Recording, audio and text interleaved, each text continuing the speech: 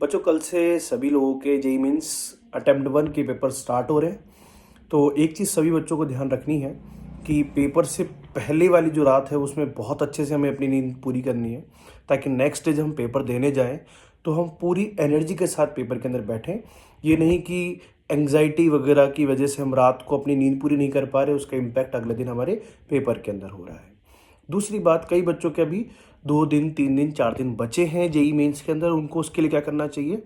तो इन 2-3 दिनों के अंदर कुछ भी नया करने की ज़रूरत नहीं है। आप सिर्फ और सिर्फ अपने फॉर्मूलेज़ को रिवाइज़ करिए, ताकि पेपर में एक भी क्वेश्चन ऐसा ना हो जो फॉर्मूलेज़ की वजह से छूट रहा हो।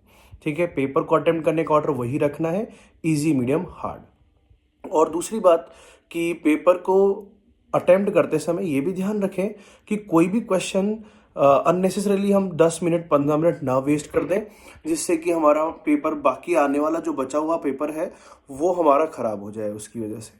दूसरी बात, कई बार जैसे हमने कुछ क्वेश्चंस इजी वाले पोर्शन में कर लिए, फिर मॉडरेट वाले पोर्शन में कर लिए, अब जो बचे वो टफ क्वेश्चन, मतलब या तो मुझसे आते नहीं है या फिर बहुत ज़्यादा टाइम कंज्यूमिंग है। तो सबसे पहले तो जो टाइम कंज्यूमिंग है लेकिन वो हमें आते हैं, वो हमें करने चाहिए।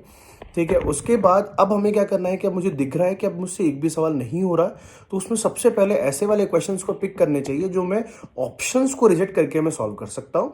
जैसे मैथ्स की अगर बात करें तो अपने पास कुछ टॉपिक्स होंगे, सीक्वेंस सीरीज एक टॉपिक हो सकता है, ट्रिग्नोमेट्री एक टॉपिक हो सकता है, बाइनोमियल हो सकता है। तो इनमें जैसे अपन क्या करें, मैं एक एग्जांपल देता हूँ ट्रिग्नोमेट्री का।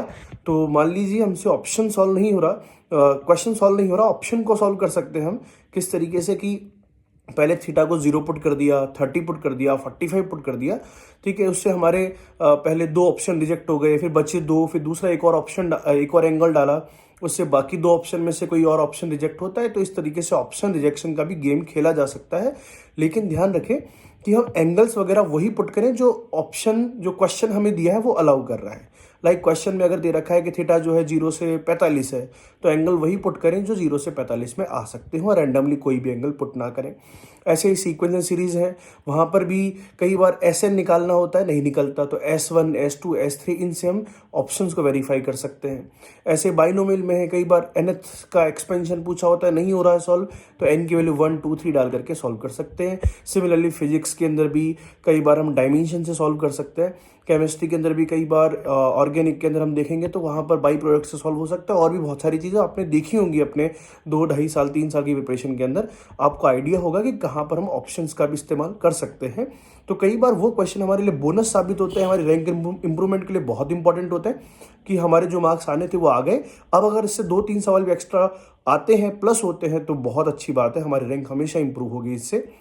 और प्लस एक चीज़ और ध्यान रखना, अननेसेसरीली अगर किसी के अंदर हमें क्वेश्चन नहीं आता है तो ऐसा नहीं कि कोई तुक्का स्ट्रेटेजी लगा रहे हैं कि 4 बार ए भर देंगे तो उसमें से एक ना एक तो सही होगा, ऐसा नहीं होता है। हो सकता है किसी भी क्वेश्चन का आंसर ए हो ही ना।